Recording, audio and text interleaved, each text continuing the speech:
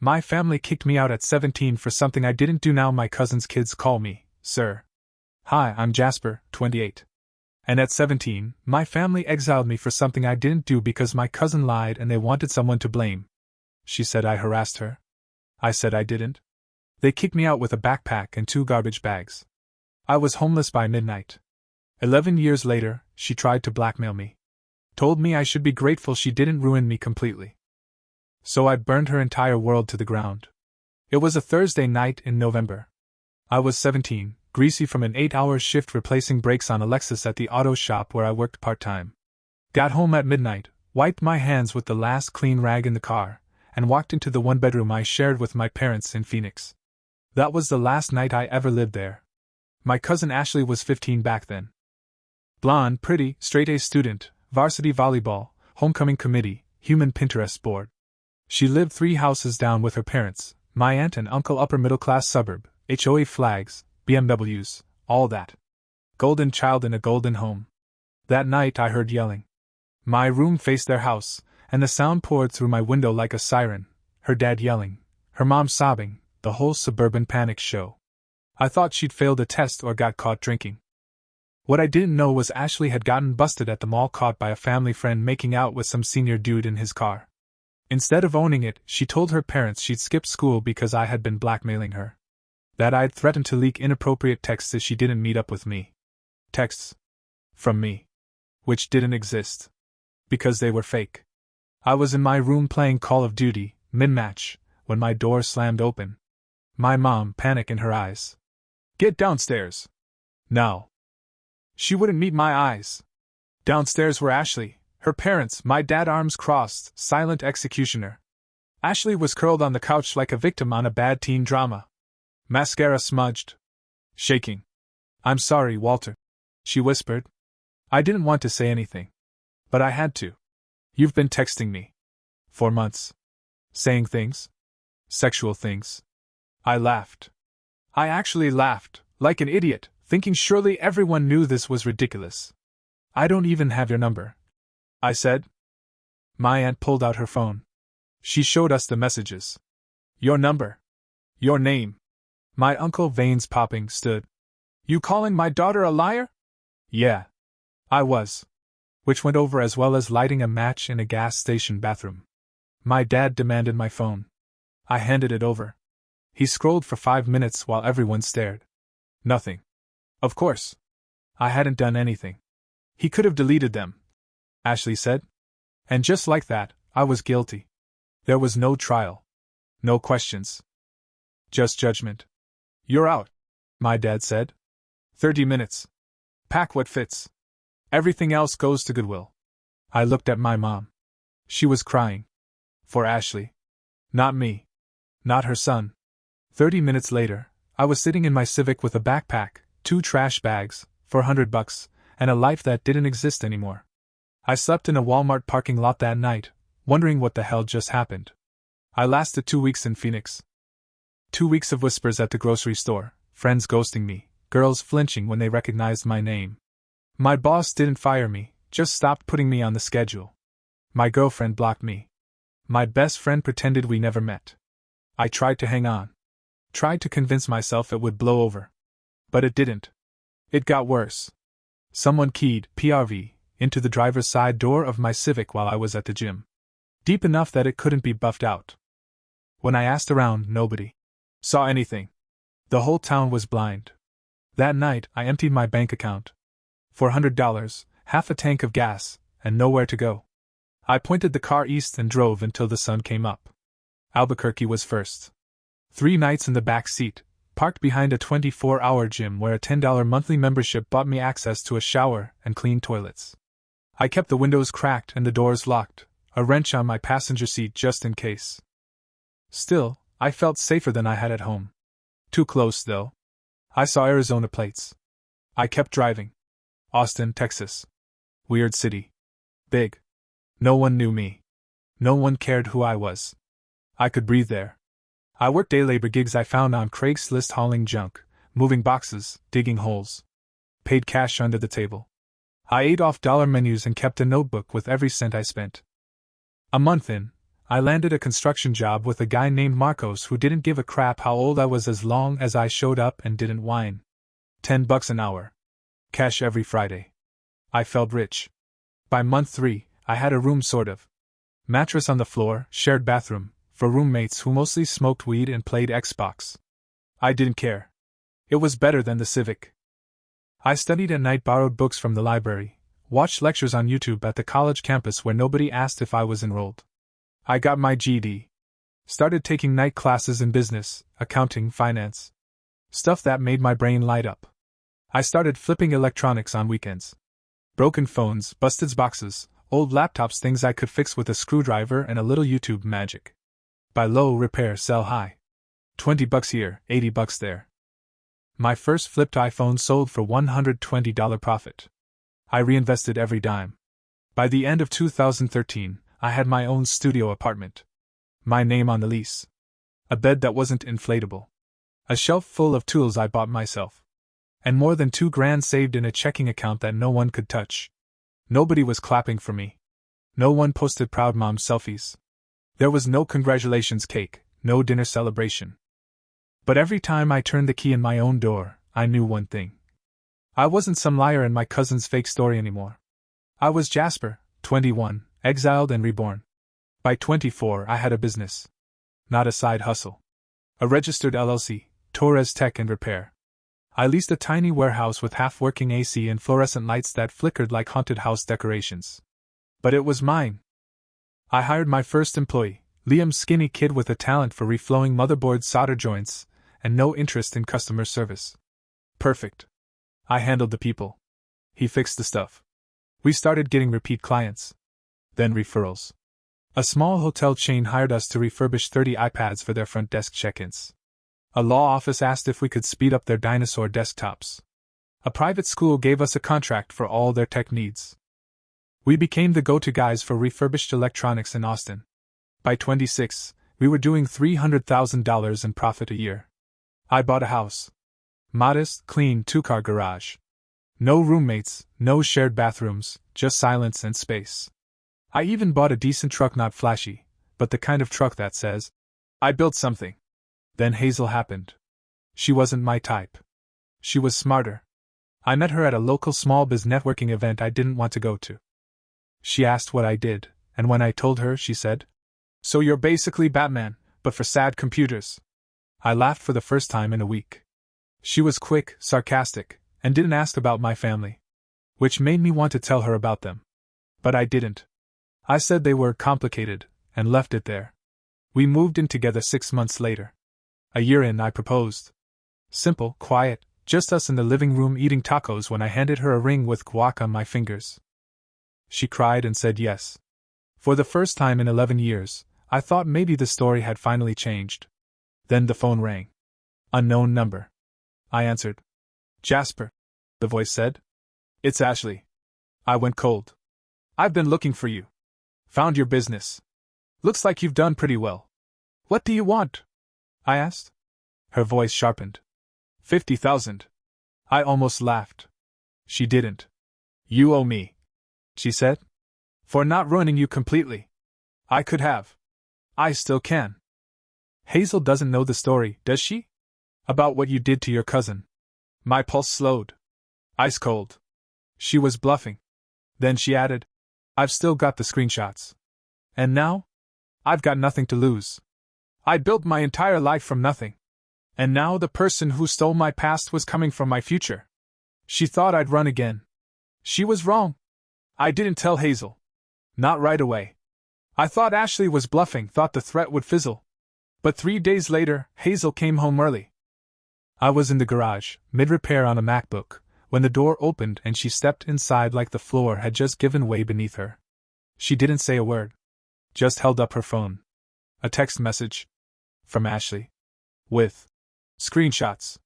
Hazel's face frozen. Pale. Not angry. Not sad. Just devastated.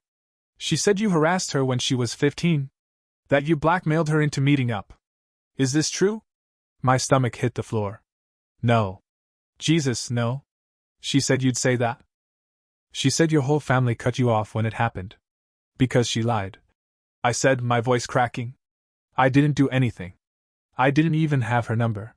She made it all up. I got kicked out over something I didn't do.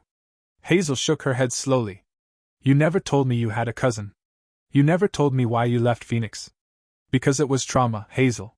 Because I was 17 and homeless and afraid and trying to forget any of that ever happened. She crossed her arms like she was holding herself together. So you've just been hiding this? What else have you been hiding? Nothing, I said. Just that. Just the worst thing that ever happened to me. She pulled off her engagement ring and set it on the workbench. You never let me in, Jasper. And now I don't know who I'm engaged to. I didn't do it, I said again. That's the only thing that matters. She looked at me one last time like a stranger and walked out. No shouting. No drama. Just silence.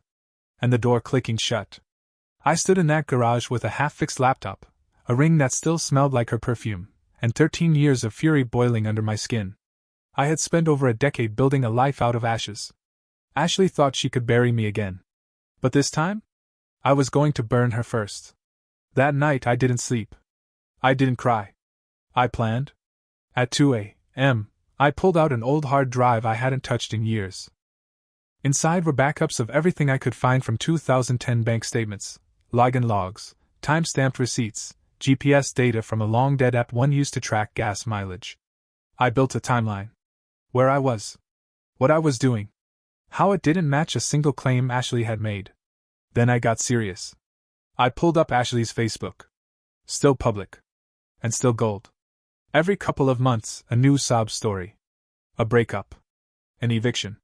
Another dad skipping child support. Passive-aggressive pity posts, always casting herself as the struggling single mom warrior queen. She had 2 kids now. Caden and Madison. Different dads. Different last names. She tagged one of the dads in an old Father's Day post. The guy looked like he was 70% vape smoke and 30% unpaid child support. The other one was a SoundCloud rapper who hadn't posted since 2021. She was broke. She was desperate. And she thought I was easy prey. She didn't know I had a Liam.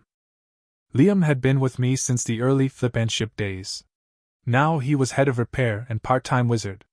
When I told him I needed a forensic analysis of some screenshots proof they were fakes, he didn't even ask why. Send them over, he said.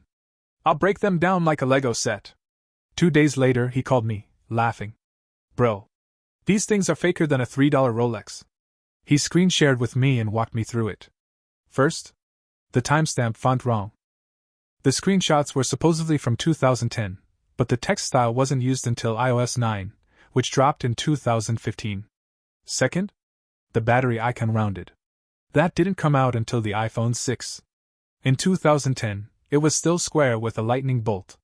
Third, the area code format not from saved contacts. The messages were manually typed into a fake text generator. Every little mistake screamed forgery. This would get laughed out of court, Liam said. Hell, it wouldn't even make it to court. Can you put all that in a report? Already done. Annotated, timestamped, and signed. I had digital proof of my innocence. But that wasn't enough. I needed Ashley to hang herself. I needed her on record. So I went full Batman. I bought a pen recorder, sleek, voice-activated, legal in Texas since it's a one-party consent state. And then I called her. Meet me, I said. Let's talk. She didn't hesitate. Desperation doesn't overthink. Do hermanos. Tomorrow. Noon. I'll be there. And she was. Hair tied back. Sunglasses on her head. Sitting across from me in a booth like we were exes meeting to split custody of a goldfish. She smiled like she'd already won. She had no idea. The pen on the table was recording everything. Ashley slid into the booth like she owned the place, all fake calm and real desperation. Hair flat-ironed, lashes heavy, the look of someone trying to dress up rock bottom. Glad you came, she said. I was starting to think you'd ghost me. I wanted to talk face to face, I said. Understand what you're after. The pen sat between us, blinking once. Recording. She smiled. I told you 50 grand? That's not even that much, considering everything you've got going for you now. Why now? I asked. After all these years? She leaned back, flipping her straw between her fingers. Because I'm broke, Jasper. 2 kids, 1 job, no help. And you're doing great. You owe me. Owe you?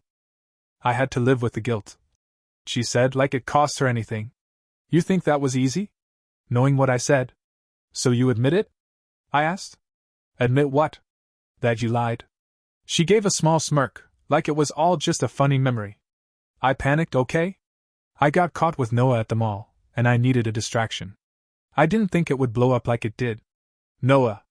Right. The real senior she was caught making out with. And I just happened to be nearby.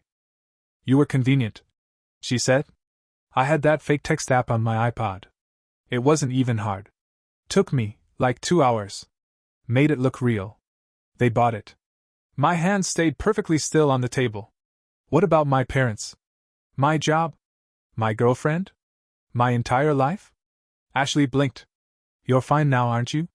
You've got a business, a house, probably a nice little retirement plan. It all worked out. I was homeless. Yeah, she said, sipping her soda.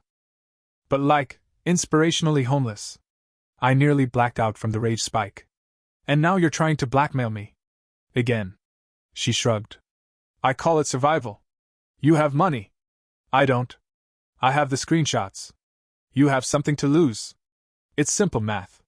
And if I say no, then Hazel gets the messages. Your business partners do too. Maybe I even go to the cops. Say I'm finally brave enough to come forward. And lie. Again. She looked me dead in the eye. I already did once. You think I won't do it again? Nobody's going to believe a tech bro over a single mom of 2. Every word landed like a hammer in a courtroom. But I didn't flinch. Because the pen was recording every last syllable. The lies. The threats. The casual confession that she'd made it all up. Let me make something clear, I said, leaning forward. You are going to publicly confess. Online. Today. Full breakdown. The fake texts, the lie, the damage you caused. You're going to tag me. And you're going to apologize. She snorted. Not a chance. Then I released the recording of this conversation. Along with the forensic report. I sue you for defamation, emotional distress, and lost income. I filed charges for blackmail, which is a felony. And I sent everything to CPS. She paled. I will ruin you so thoroughly your kids will have to spell their last name differently. Silence. Then, finally, the whisper. Fine. Not fine. Now. Type it. Post it. Tag me. Family, friends, all of them. Ashley pulled out her phone with trembling hands. And I watched her confess. Line by line. Lie by lie. Word for word. The girl who destroyed my life just handed me the match to burn hers down. Ashley's fingers shook as she typed. I sat there, watching every word crawl out of her like poison being drawn from a wound she didn't even pretend to feel bad about. She tried to downplay it, write it vague. I made her rewrite it. 3 times. Say what you did, Ashley. Say it was all fake. The texts, the story, everything. But people are going to see this. My boss, my mom. Good. She bit her lip. They're going to hate me. I nodded. Not as much as I did. Not for as long. It took 20 minutes. She finished the post on Facebook, then Instagram. Identical wording. A full confession, that she lied about me harassing her, that she faked messages using a text generator, that she let me get kicked out and cut off by my entire family without ever telling the truth. That she blackmailed me. That she never felt bad until she got caught. I made her tag me in both. And then I screenshot everything. Every word. Every timestamp. Every platform. One more step, I said, keeping my voice calm. You're going to send that post to your parents. My parents. Everyone in the family group chat. You're going to make them see it. She hesitated. Or I play the tape. I added. She clicked send. The phone buzzed instantly, angry replies, stunned reactions, comments piling up faster than she could read. My uncle. You did what? My aunt. Is this some kind of joke? My mom. Is Walter okay? Please, does anyone have his number? And then the comments started to roll in publicly. People she'd known since middle school. People who'd taken her side, spread the story, called me disgusting. People who read her confession now and saw her for what she really was. Liar. Manipulator. Fraud. She looked at me like she was drowning. Real tears now. Not for me. For herself. Can I go now? She whispered. One more thing, I said. You ever contact me again ever I file the police report? You delete the post? I upload the recording. You try to play the victim? I go to CPS with everything. She nodded, eyes wide, defeated. Get out. Ashley grabbed her purse and nearly tripped on her way out. I didn't follow. I sat there at the booth in Dos Hermanos with my phone in one hand, her posts lighting up like wildfire, and a breath in my chest that didn't feel heavy for the first time in 11 years. Outside, the sky was the same. But everything else had changed. By the time I got home, Ashley's confession had gone viral in the local kind of way. Small-town viral. Family viral. The kind where cousins you haven't spoken to in 10 years suddenly DM you saying, "Dude, I always thought something was off." People screenshotted it. People reshared it. And Ashley? She unraveled. Her employer fired her apparently. Med spas don't love harboring felons in progress who admit to blackmail and false accusations. Her landlord, already annoyed she was 2 months behind on rent, slapped her with an eviction notice the next morning. The public sympathy evaporated. Her friends turned. Her social media became a graveyard of apologies and vague reposts about being human, and making mistakes, and deserving grace. Nobody was buying it. Meanwhile, my parents tried to contact me. Voicemail from my mom, sobbing. "We're so sorry. I can't believe please call." Voicemail from my dad, stiff, formal, like he was reading off a damn cue card. "Walter. I was wrong. I should have believed you. I failed you as a father." Click. Delete. I didn't need that. Too late. Way too late. Hazel showed up 4 days after the confession went live. I was in the garage, soldering a busted PS5 board. She knocked. I didn't turn. "Walter," she said. I kept working. "I saw everything. The posts, the comments. I was wrong. I'm sorry. You said I was broken. I didn't mean it. You meant it enough to walk out. Ring on the bench. Remember that part?" She swallowed. "Can we talk? Can we fix it?" I finally looked up. "You believed a stranger over me. A woman you never met. And I begged you to believe me." She was crying now. I didn't know what to believe. I didn't need perfect Hazel. I needed loyal. We stood there in silence. Then she took off her jacket, set it on the bench beside the ring she once left behind, and whispered, "I still love you." "I don't," I said. And meant it. She left again, this time for good. I didn't watch her go. That same week, CPS got an anonymous tip, definitely not from me, about a single mother who just confessed publicly to falsifying sexual harassment claims and attempting felony blackmail. A home visit followed. The kids? Temporarily placed with my aunt and uncle while they reviewed Ashley's situation. The irony? The people who'd exiled me at 17 were now raising her children while she scrambled to rebuild her life out of the ashes of her own making. My uncle emailed me. Rambling apology. A plea to forgive Ashley, to consider helping financially. I laughed so hard I dropped a laptop screen. Forgive? Sure. Eventually. Forget? Never. 6 months later, life was quieter. Not perfect. But solid. The electronics business kept growing, contracts, referrals, new hires. I wasn't getting rich overnight money, but I was clearing 6 figures comfortably, with investments humming in the background and my name on a deed that didn't include the word co-signer. But here's the thing about closure. It doesn't show up with a ribbon and a violin swell. It shows up greasy, rusted, and half buried in a Craigslist ad for a '69 Chevelle SS. 12 grand. No engine. Rusted frame. Rear fender looked like it had lost a knife fight with a riding lawnmower. But I wanted it. I needed it. Because something about restoring that car, taking something forgotten and abused and left for dead and making it run again, felt personal. I worked on it every night after business hours. Hands covered in grease, music up loud, no distractions. I stripped the interior. Sanded down the rust. Rebuilt the engine by hand. Polished the chrome until I could see the reflection of a man who finally didn't flinch when he looked at himself. 6 months later, I listed it on Bring a Trailer, just to see. It sold for $68,000. That's when I realized I'd found my next chapter. I still ran the electronics business. But the cars, man, the cars lit me up. I bought more. From auctions, estate sales, sketchy Facebook marketplace deals. I turned rust into profit. Broken into beautiful. 12 cars in a year. Average profit? 35 grand each. That garage, my sanctuary, turned into a workshop, then into a second business. I was 28 and worth about $1. 1 million. No investors. No trust fund. No fancy connections. Just me. And my refusal to stay buried in the hole someone else dug. Ashley, meanwhile? Still living with her parents. Jobless. Reputation shot. Her confession still haunted every Google search. Every time she tried to move forward, the past she made greeted her first. She tried deleting the post once. I reposted the screenshots. Twice. With timestamps. She got the message. Hazel moved to Colorado, I heard. Someone said she's dating again. Good for her. My parents? They keep trying. Holidays. Guilt-laced emails. Occasional gift boxes I never open. I don't hate them. I just finally believe I don't owe them anything. Not even my anger. And that's real peace. About 3 months after the Chevelle sale, I got a letter. Not an email. An actual letter. Thick paper. Loopy handwriting.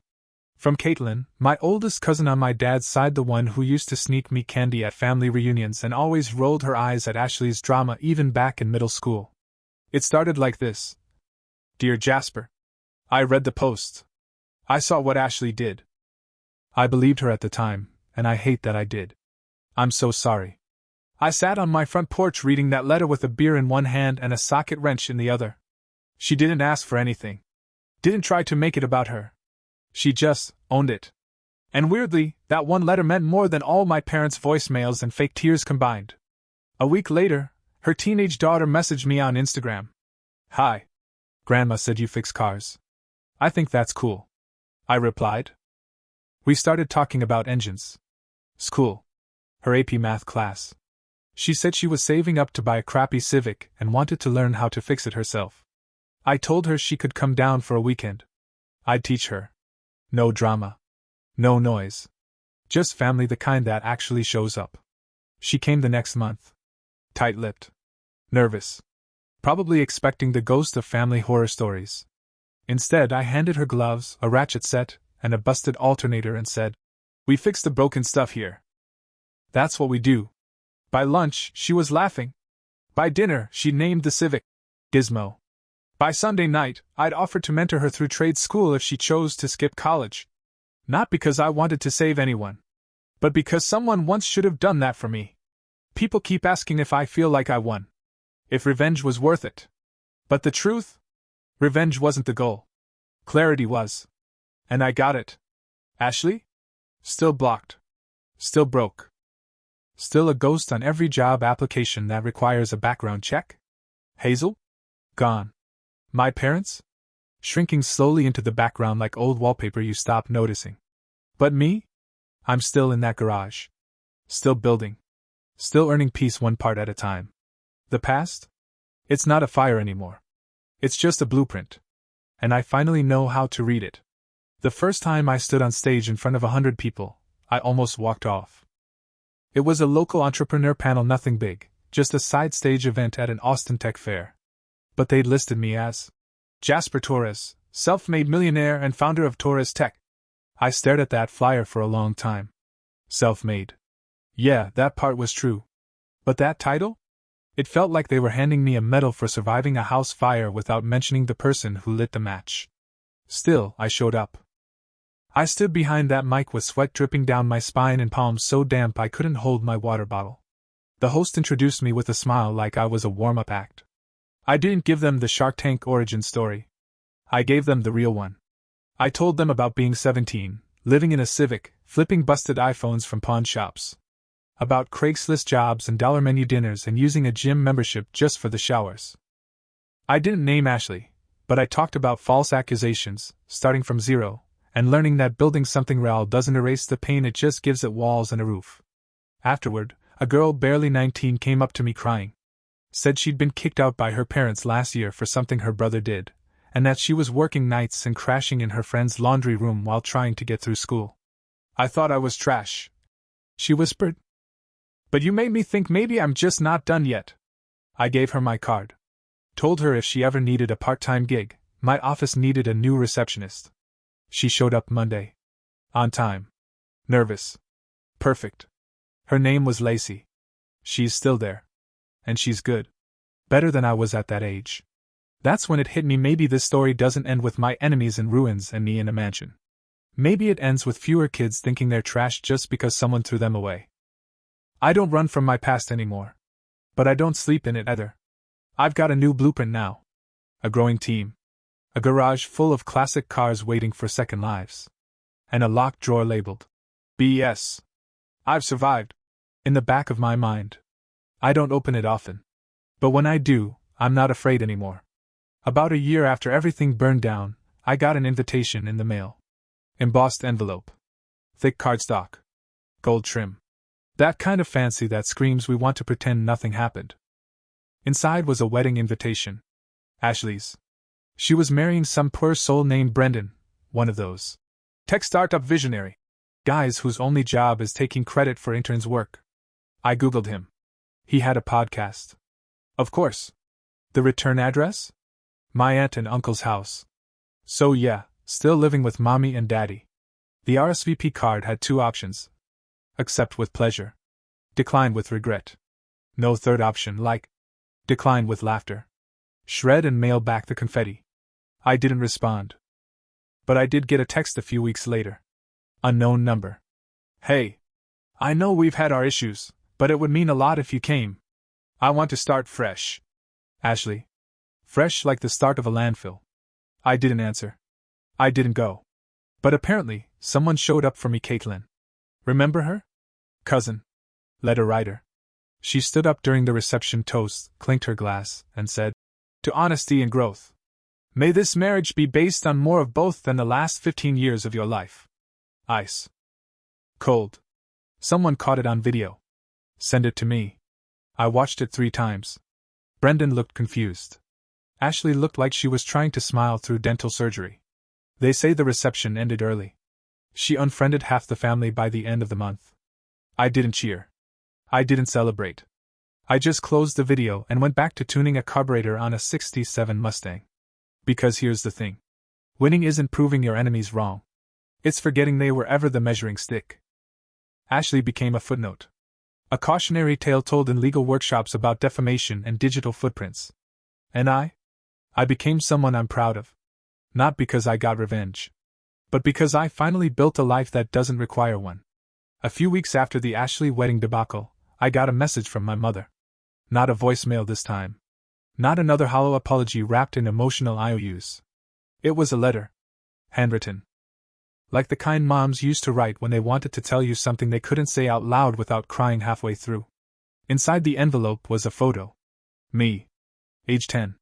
Sitting on the couch in our old living room, tools in my lap, guts of a broken Walkman scattered across a tray table. My dad had snapped the photo because, according to the note on the back, he looked like he was building something that might change the world. The letter started simple. I was wrong. We both were. She wrote about that night, the one when they threw me out. About how the silence afterward was easier than shame. About the way my father didn't sleep for 3 days but still wouldn't pick up the phone. And then she said something I'll never forget. We wanted so badly to believe she was telling the truth because the alternative, facing what we did to you, was too unbearable. So instead, we let you carry it. We let you vanish.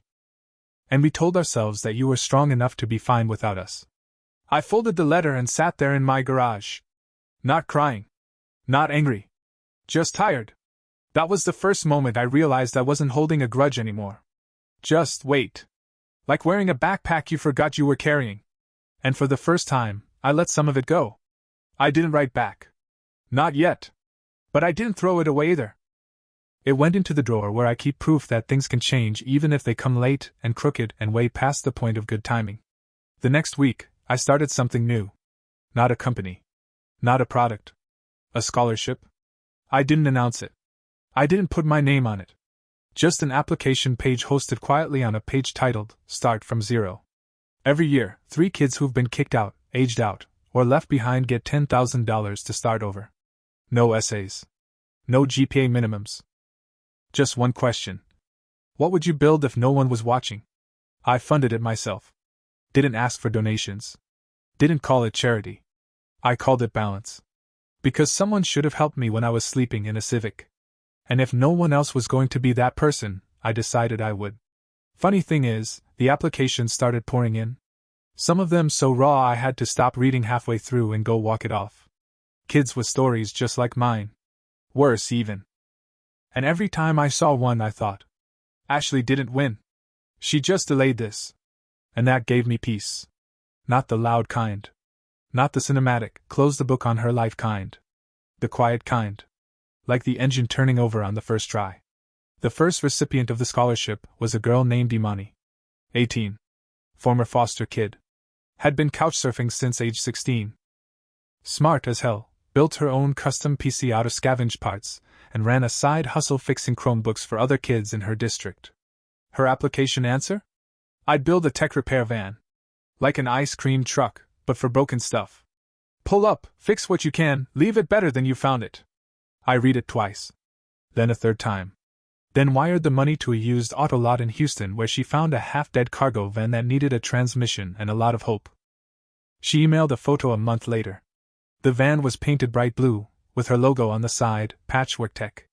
She called me Mr. T in her subject line and said, "You're the first grown-up who didn't make me prove I deserved a second chance.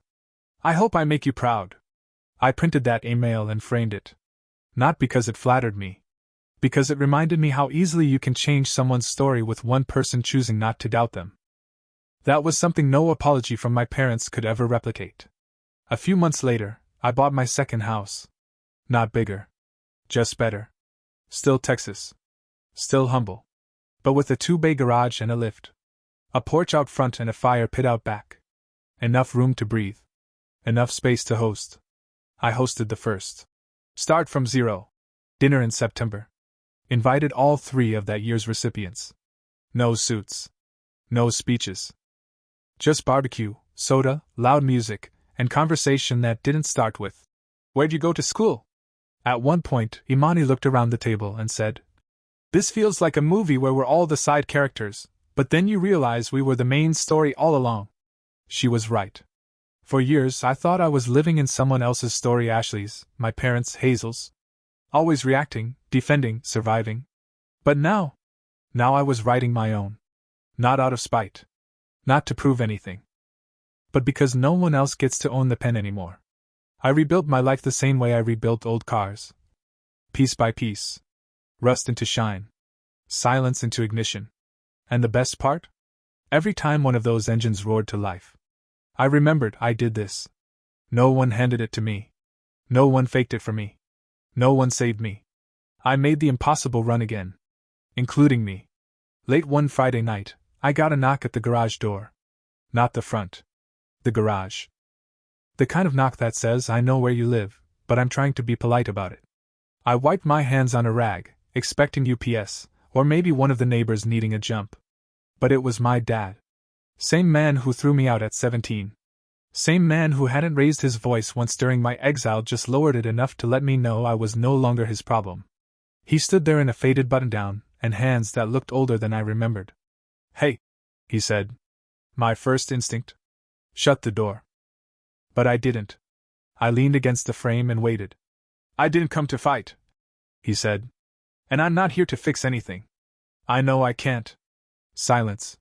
"Your mom showed me the scholarship site," he added. "Said it made her cry." I didn't respond.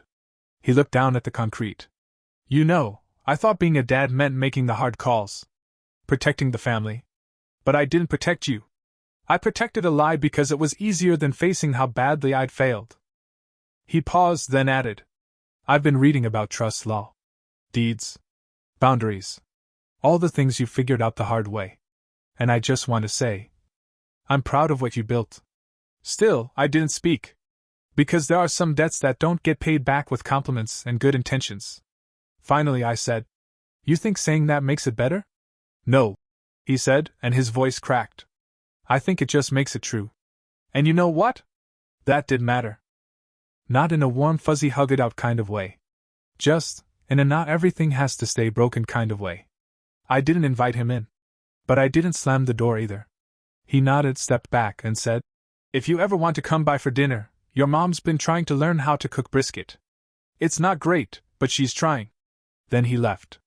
I stood there in the glow of the garage light, still holding the rag, engines still cooling behind me. I didn't cry. I didn't clench my jaw. I just stood there, thinking maybe some things don't need to be burned down. Some things just need to be rebuilt slowly if they're rebuilt at all. A few weeks after my dad showed up, I got a message from someone I didn't expect. "Hazel." Just a text. Simple. "Saw the scholarship site. I hope you're doing well." "Really, I do." No follow-up. No plea to talk. Just that. And honestly, that was perfect. Because by then, I didn't need her to get it. I didn't need anyone to. I had stopped dragging my past behind me like a wheelless cart. If people wanted to stay in the rearview, that was their choice. I was done circling the same exits. Around that same time, I bought a Rec 71 GTO from an auction out in Waco. Rear quarter panel looked like it lost a battle with a tree. Hood was missing. Interior smelled like beer and despair. Perfect. I started working on it every night after dinner. Just me, the music, and something broken I knew I could fix. One night, while pulling the dash, I found an old concert ticket wedged behind the glove box. Creedence Clearwater Revival, 1975. I held it like a relic, thinking about whoever had first sat in that driver's seat, full of music and beer and probably too much gas pedal. Then I thought, what if this car got someone through a bad year too? And suddenly, I knew I wasn't restoring a car. I was finishing someone else's story. The business was doing great. I had 2 mechanics full-time now, and a 3rd employee helping manage the scholarship program. The electronics shop ran itself most days. I still dropped in, but my hands were always a little more grease-stained than they used to be. And I liked it that way. Because I wasn't trying to look polished anymore. I wasn't pretending to be untouchable. I was just living. Some Saturdays, I drove out to car shows with Caitlin's daughter riding shotgun. She called me Uncle Jay, and could change her own oil by 17. One time, she looked over at me at a red light and said, "Did you ever think your whole life would look like this?" I looked around. Clean dash. Restored interior. A girl who knew where every fuse went. Peace in my chest. "No," I said. "I thought I'd be gone by now."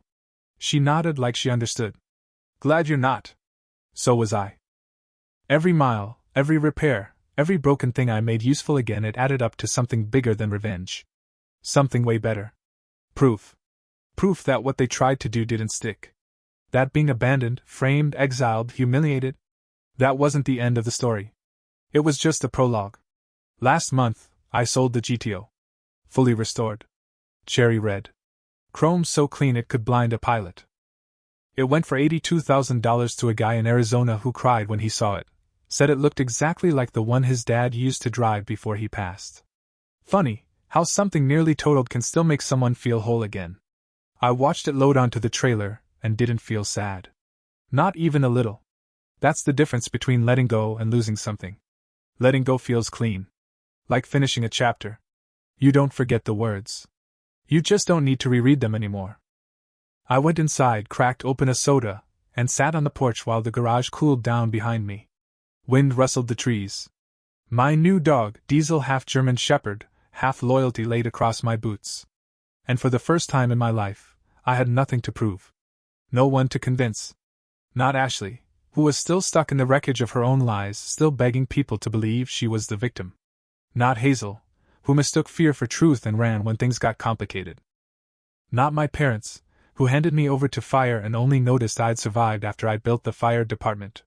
Not even the family group chat, which still occasionally buzzed with cousin drama and veiled comments about who made it and who abandoned the family. Let them talk. I'd stopped speaking their language years ago. Instead, I built a new one. Made of small engines and clean brakes. Laughter and late-night solder fumes. Quiet mornings where I could hear my own thoughts and trust that they weren't lying to me. I don't check Ashley's page anymore. I don't keep screenshots or backups or insurance folders of what went wrong. I don't need to. The truth is permanent. Her confession is immortal. And my life, the one I rebuilt from scratch in the back of a car at 17, is mine. Fully mine. No apologies owed. No explanations given. Just a man with oil on his hands, peace in his chest, and keys in his pocket to a future no one can steal again. If you're reading this because you've been thrown away, framed, doubted, or broken, you're not trash. You're just not done yet. And when you're ready, you get to build the kind of life that makes the people who doubted you wish they'd bought stock when it was still cheap. I'm Jasper Torres. I was exiled at 17. And I came back as someone no one could silence again. And now? Now I wake up with purpose that isn't tied to pain. I drink my coffee on a porch I paid for with my own damn hands. I watch the sun come up over rows of cars that went from forgotten to flawless. And some mornings, I laugh just quietly to myself because somehow, the kid they kicked out turned out to be the one they needed all along.